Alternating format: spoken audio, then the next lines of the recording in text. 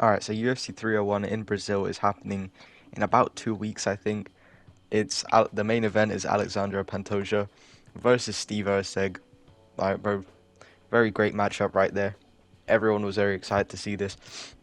But yeah, like no one cared. Like genuinely, not a lot of people care about this main event. No one really wanted it.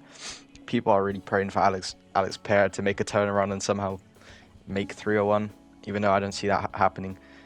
Yeah, it kind of just shows the flyweight division is basically dead. It is like, at least for now, it's really just like no one cares. But yeah, let me know in the comments what you think about the flyweight division, whether it's like you like it or hate it. But yeah, while you're down there, I'd appreciate if you could like and subscribe. Right, we're nearly at actually 100 subs. I think we're at 77 right now, which is like insane. Like, bro, I've got like 30 subs in like a month. It's actually crazy. But yeah, anyway, the flyweight division. So obviously the reason number one, this one isn't like anything to do. Well, it is to do with the division, but it's not the division's fault. Like, some people just don't like watching the smaller um divisions because there's not as many knockouts. Even though, like in my opinion, I like the flyweight division. I don't like the top 15. I think the top 15 is really boring at the moment. Not really any good like contenders. But outside the top 15, the flyweight fights are always like fun. Like if I'm gonna watch a decision, I'd rather have it be a flyweight fight where it's a really high skilled matchup, whether it's wrestling or striking. Because like the top 15 at the moment, even though the division is dead right now, it's really the top 15 that's dead. The prospects for flyweight are insane. I think that flyweight might have some of the best prospects at the moment, like apart from maybe middleweight. Because when you look at it, the GOAT himself, Tatsuro Taira, he's in the flyweight division, next champ. The moment he gets, after he beats Tim Elliott, like Pantoja can't duck him anymore. It's not looking good for Pantoja or Steve Erceg. If he like, bro, Steve Erceg's not winning that. I don't understand why people are picking. Yeah, I'll get onto that at another time. But like, bro. Anyway, yeah. So Tatsuro Taira, great prospect, absolute, like, just the best flyweight of all time. And then Joshua Van is another one. Joshua Van is really good, very entertaining. Taja Ulanbekov, I don't know if he's ranked yet or not. I can't remember. He's not that exciting, but there's quite a lot of flyweight prospects. Asu Almabayev is another one. He's pretty cool. But like, there's a lot of prospects coming up, but there's no one in the top 15 that's exciting. And the reason why that is, for the champion at least, is because Pantoja beat everyone before he had the belt. I think he only lost to, yeah, I don't know. I didn't watch Pantoja that much, so I think he's only lost to Moreno and maybe I don't know who he's fought. He might have fought Figueiredo as well, but he definitely lost to Moreno at least once, I think. So that's kind of why. Like, he's beat everybody else. He's beat Kai Kara France. He's beat Royval twice. Now he's beat Moreno. Moreno's like taking a break.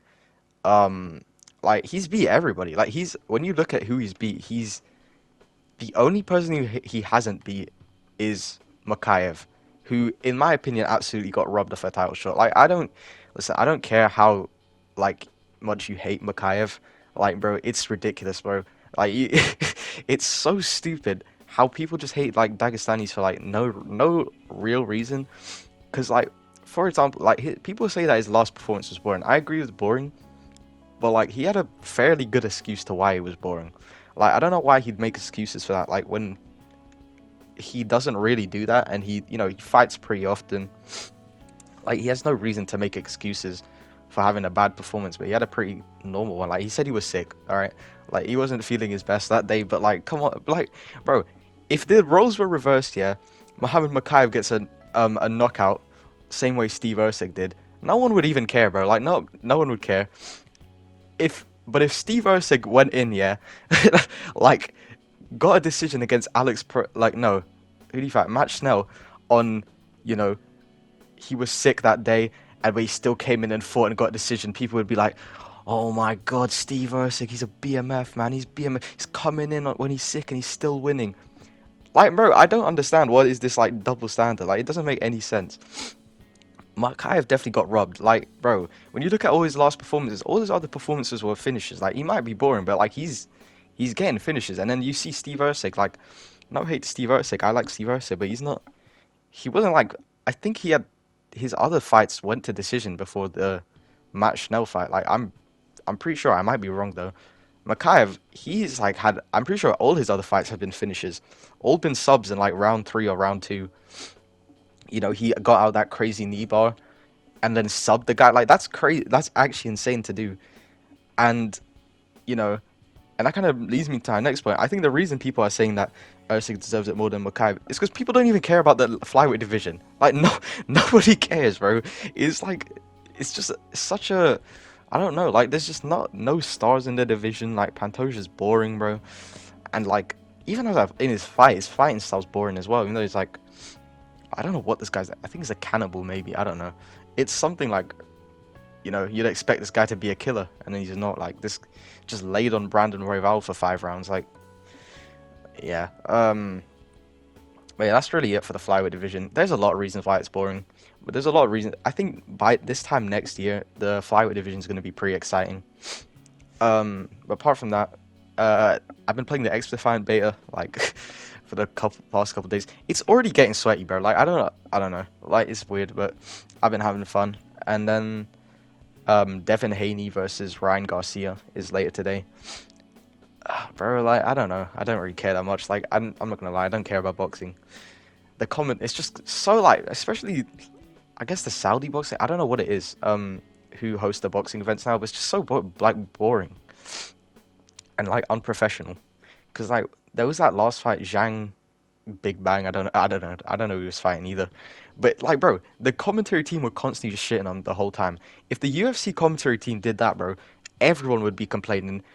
Like they'd probably get fired as well, especially the way they were talking. They were just shitting on the guy for like the whole time, even though he wasn't like winning, but he was doing pretty well. He wasn't doing that bad. He was the champ as well. Like I don't understand how they can do that, but yeah, I don't know. Ryan Garcia versus Devin Haney. So I don't know. Like I'm gonna go with Devin Haney because Ryan Garcia, he's absolutely off like coke and everything. Like the guy's not okay. I don't know. I'll do a recap for that tomorrow if I watch it. I probably will, but bro, I don't want to watch another bloody boxing decision. But if Ryan Garcia gets slapped, that'll be pretty nice. I'll be pretty happy. But yeah, that's gonna be it. Thanks for watching. Like and subscribe.